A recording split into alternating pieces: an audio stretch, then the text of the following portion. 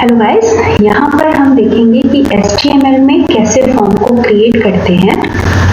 जैसे आप लोगों ने ये फॉर्म देखा होगा, इस तरह के कई सारे फॉर्म्स देखे होंगे जहाँ पर आप अपना नेम लिखते हैं, ठीक है, लास्ट नेम, ईमेल एड्रेस, ठीक है, कुछ चेक बॉक्स लगाते हैं, कुछ रेडियो बटन्स होते हैं उस पर सिलेक्शन करते हैं और कुछ टेक्स्ट एरिया होता है जहाँ पर आप कुछ लिखते हैं, ठीक है।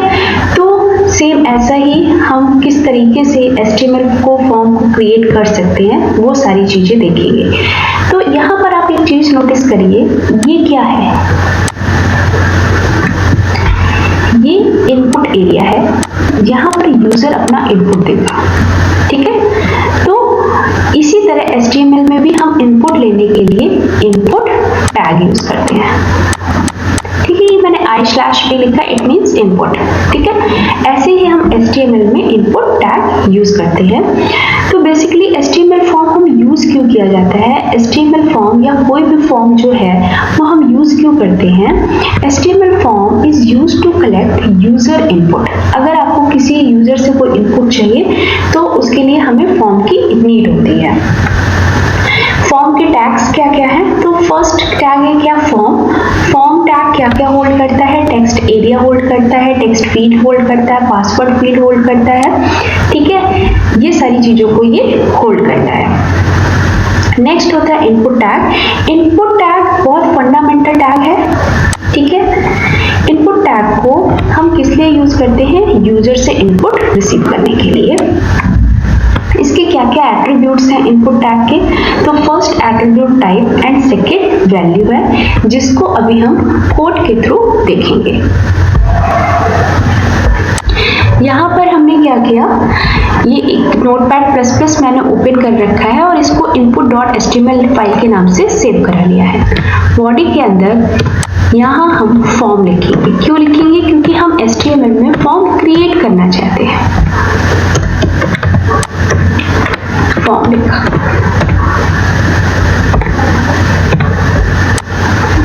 इसके बाद इसके अंदर लेबल टैग लिखेंगे।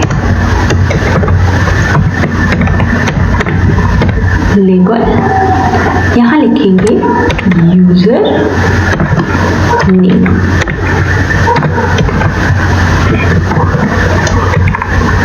लेबल टैग को बंद किया।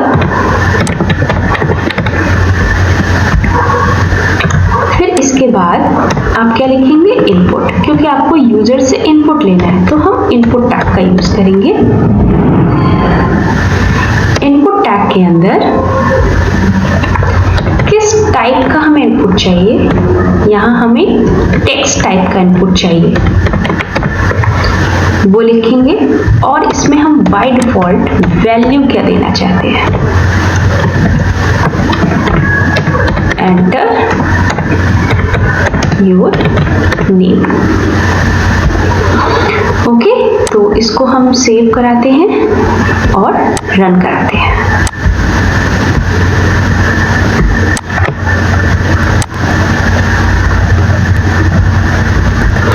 यहाँ पर ये देखिए, अगर आप कोई चीज लेबल की जगह आप पैराग्राफ भी कुछ भी लिख सकते हैं, तो बट ये क्या कर रहे हो आप? लेबलिंग कर रहे हो, इसलिए मैंने लेबल टैग यूज किया, ठीक है। किस टाइप की आप वैल्यू यहाँ शो कराना चाहते हो? टेक्स्ट टाइप की, इसलिए टाइप टेक्स्ट लिया। बाय डिफॉल्ट यहाँ पर क्या लिख के आ रहा है? एंटर योर नेम, तो यहाँ पर आप अपना नेम लिख सकते हैं, ठीक है। सेम वैसे ही हम पासवर्ड के लिए लिखते हैं, तो मैं यहाँ पर इसे कॉपी कर लेती हूँ।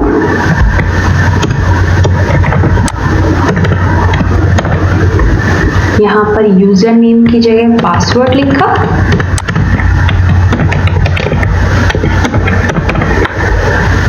और इनपुट टाइप अब क्या होगा? हमारा पासवर्ड होगा। ये पासवर्ड इस पासवर्ड के कारण नहीं है, ठीक है। पासवर्ड में हम क्या चाहते हैं कि हम जो भी पासवर्ड एंटर कराएं वो टेक्स्ट की फॉर्म में लिख के ना आए, ताकि उसे कोई देख ना सके, उसे इनक्रिप्टेड फॉर्म पे लिखेंगे। यहाँ पर आप कुछ भी लिख सकते हैं, ठीक है। ये तो मैंने आपको लेबल लिखा हुआ है कि पासवर्ड लिख के आए, बट यहाँ जो इनपुट टाइप है वो किस टाइप का है? पासवर्ड टाइप का है। वैल्यू हम इसमें कुछ भी नहीं देते हैं, ठीक है। आप एम्प्टी छोड़ सकते हैं। सेव कराते हैं इसे, कंट्रोल एस किया और हम मोजिला को ही दोबारा से रिफ्रेश कर देते हैं। ओके, तो ये क्या है, इसी के सेम इसी लाइन में ही आ गया। तो हम इसके लिए क्या करेंगे, लाइन को ब्रेक कर देते हैं, /br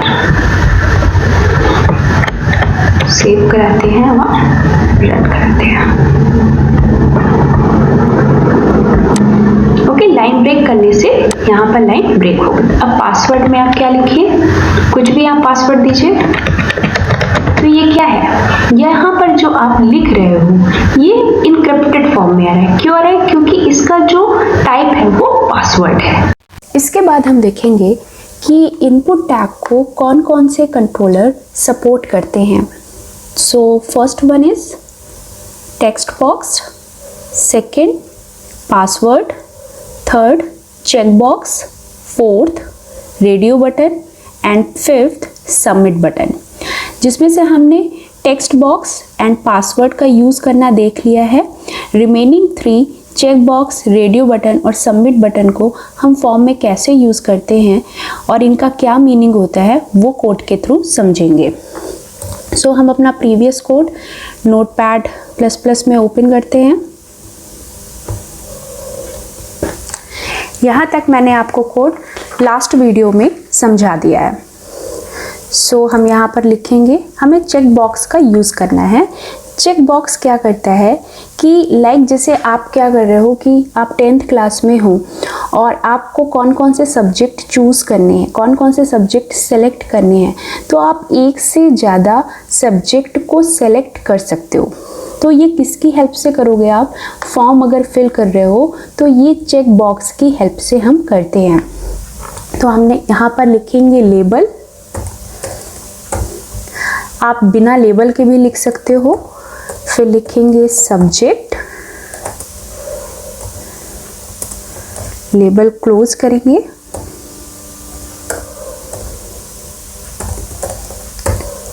देन लिखेंगे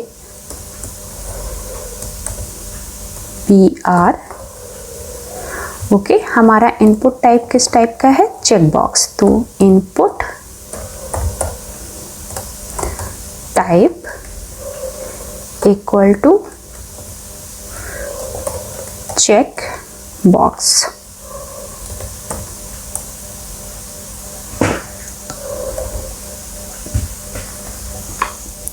ओके, इनपुट टाइप पे हम चेक बॉक्स लेंगे,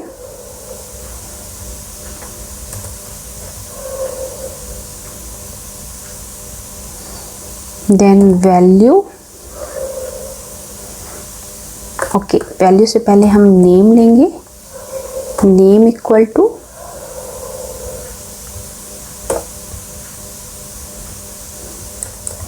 नेम में हम क्या लेना चाहते हैं, लाइक जैसे हम मैथ्स ले सकते हैं, सब्जेक्ट ले सकते हैं। ये हम इसका मीन क्या होता है, जब आप फॉर्म सबमिट करोगे तो सबमिट करने के टाइम पर क्या आपने चेक बॉक्स की वैल्यू को सेलेक्ट किया हुआ है। लाइक अगर मैंने लिखा सब्जेक्ट 1, तो जब आप फॉर्म सबमिट करोगे तो वहाँ लिख के आएगा सब्जेक्ट 1 और जो वैल्यू में आप दोगे वैल्यू, लाइक मैंने लिया वैल्यू मैथ, कुछ भी आप यहाँ दे सकते हो मैथ। और यहाँ पर चेक बॉक्स के सामने हमारे क्या दिखना चाहिए, ये मैंने लिख दिया मैथ। ओके, देन BR लगाया। अगेन हम कोई दूसरा सब्जेक्ट का एक और ऑप्शन देना चाहते हैं तो हम यहाँ से एज इट इज़ कॉपी कर लेते हैं, Ctrl+C एंड Ctrl+V करके। सब्जेक्ट 2, वैल्यू में मैंने दे दिया फिजिक्स,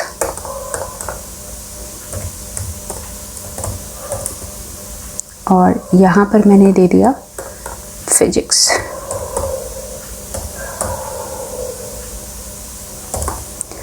इतना अभी हम कोड रन करा के देखते हैं।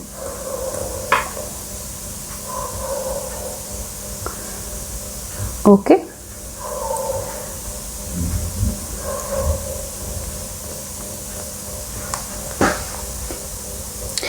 ओके, ये देखिए चेक बॉक्स की हेल्प से मैंने आपको बताया कि हम एक से ज़्यादा वैल्यू को सेलेक्ट कर सकते हैं।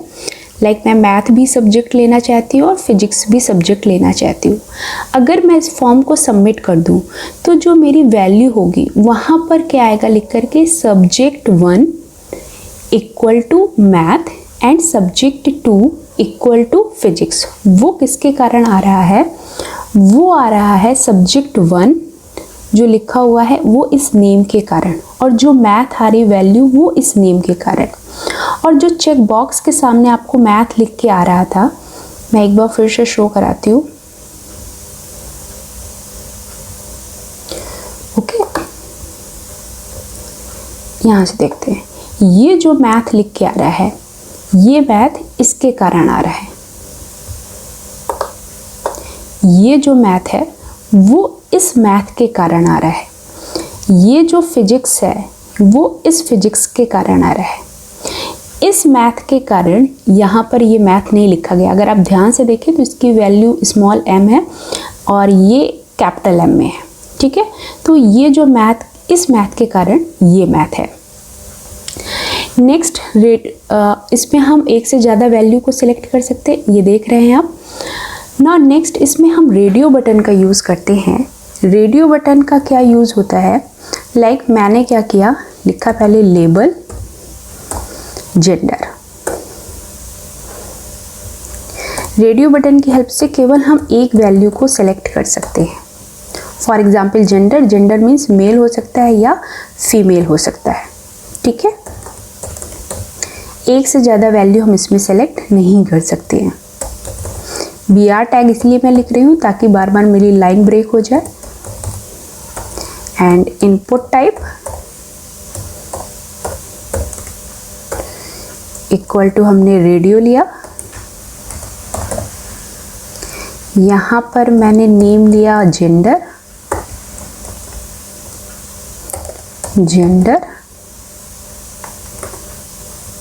वैल्यू ली मैंने मेल,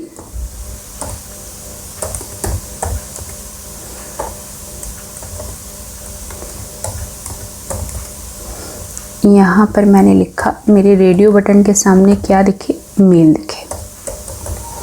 देन मुझे लाइन ब्रेक करना है तो मैंने BR लिखा। अगेन फीमेल के लिए मुझे फिर से कोड लिखना है तो मैं इसको एज इट इज़ कॉपी करती हूँ और पेस्ट कर लेती हूँ। यहाँ वैल्यू सिर्फ चेंज कर देते हैं, यहाँ हो जाएगा फीमेल और यहाँ पे भी वैल्यू हो जाएगी फीमेल। ओके, एक और हम ऑप्शन देना चाहते हैं अदर्स का।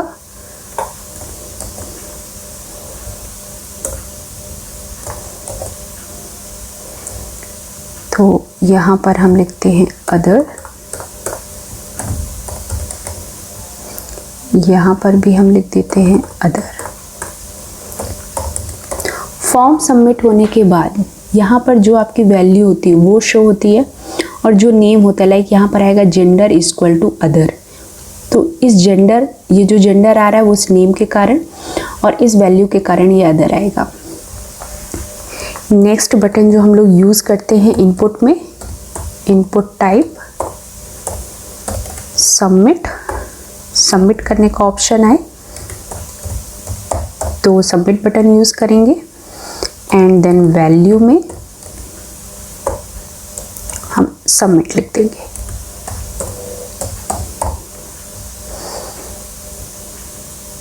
ओके, इसे सेव कराते हैं एंड रन कराते हैं।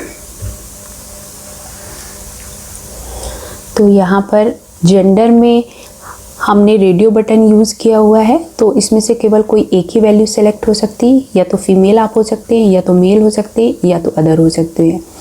सो रेडियो बटन का यूज़ हम कोई एक वैल्यू सेलेक्ट करने के लिए करते हैं एंड चेक बॉक्स का यूज़ हम एक से ज़्यादा वैल्यू को सेलेक्ट करने के लिए यूज़ करते हैं एंड सबमिट बटन का यूज़ हम फॉर्म सबमिट करने के लिए करते हैं। Okay guys.